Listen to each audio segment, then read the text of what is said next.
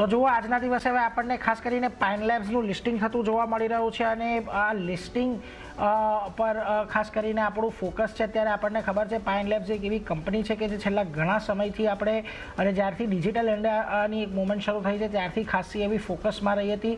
આની જે issue price હતી 221ની હતી ને અત્યારે જુઓ લિસ્ટિંગ આપણને અહીંયા ખાસ કરીને જે થતું જોવા મળી રહ્યું છે પાઇન લેબ્સનું એ 6-7% એક સારા પ્રીમિયમ પર અહીંયાથી લિસ્ટિંગ થતું જોવા મળ્યું છે.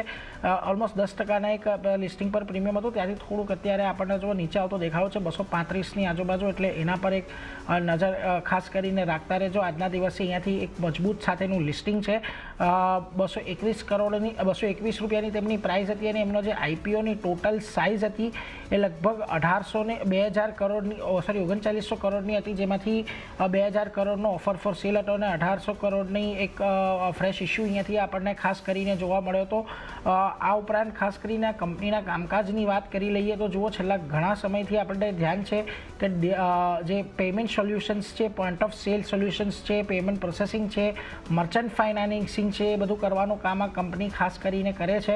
એટલે એના પર એક નજર રાખવાની કે નવી આપણને કહી શકાય કે ફાઇનાન્શિયલ સર્વિસીસ આપતી કંપની છે જે આજે આપણને લિસ્ટ થતી જોવા મળી છે, એટલે એના પર તો એક નજર ખાસ કરીને રાખીશું જ. પરંતુ આગળ વધી અને આજના દિવસે બજાર પર